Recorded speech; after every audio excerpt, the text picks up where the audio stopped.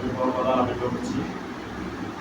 আমাদের কিছু আইটেম আছে যেটা সবসময় সচরাচর হয় না, যেখানে এখন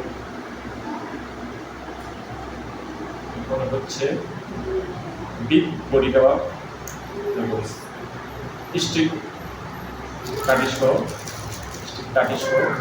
বিফ বডি কাবাব স্টিক কাটিস, এটা আমাদের শিখে করে করি, এটা শিখে করবো না, এটা আমরা তারপরে আধুনিক যুগে আধুনিকভাবে করা হবে।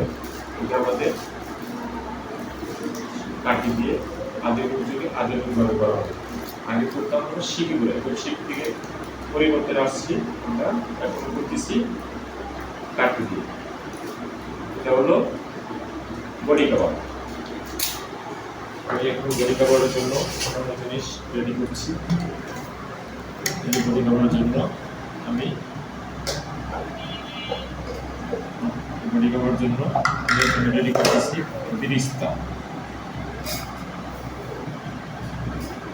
আমি বিরিস্তা ব্যবহার করতেছি, সাথে দেব সরিষার তেল, সাথে দেব আমি সরিষার তেল।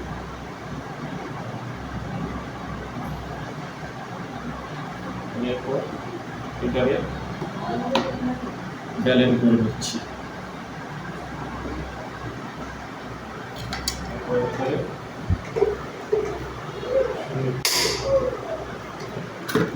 ব্যালেন্স করে নিচ্ছি।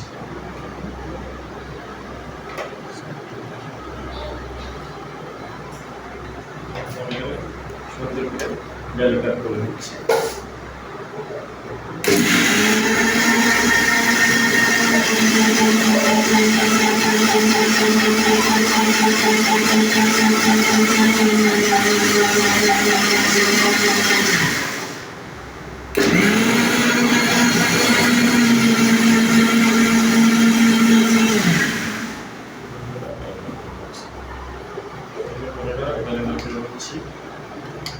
খুব সুন্দর করে পেস্ট করে নিলাম। কাছ থেকে দেখানোর জন্য এই ব্যালেন্ডা করে নিচ্ছি। এটা আমরা বডি কাবাবের মাংসের মধ্যে দিয়ে দেবো।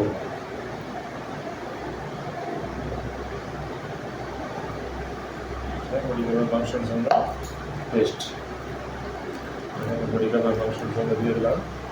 এখন আমি দিব স্বাদ মতো লবণ,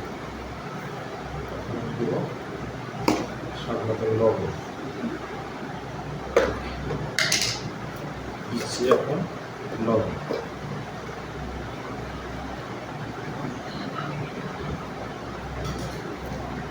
দিচ্ছি আমি স্বাদ মতন লবণ,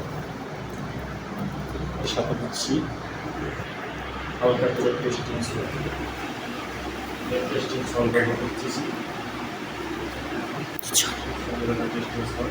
টেস্টিং সল্ট ব্যবহার করছি। এখন দিচ্ছি আমি এলাচি ফাঁকি। আমাদের এলাচি ফাঁকিটা সুন্দর নিজ হাতে করে 1 নম্বর এলাচি ফাঁকিটা করে নিই।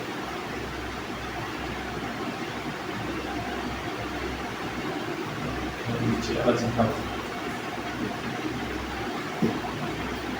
এখন দিচ্ছি আমি কালো গোলমরিচ, দিচ্ছি কালো গোলমরিচ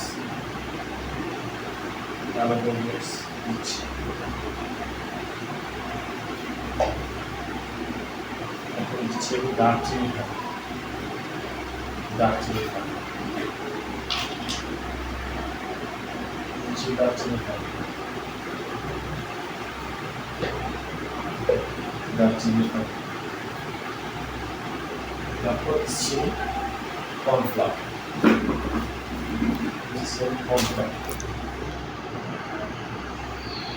আমি বাইরে যাবো না, হালকা করে কর্নফ্লাওয়ার দিচ্ছি, এটা করে কর্নফ্লাওয়ার দিচ্ছি। এটা আমার এই বডি কাবাব স্টিক বডি কাবাব যেটা বলি, স্টিক বডি কাবাবের জন্য এটা ম্যানেজ করতেছি।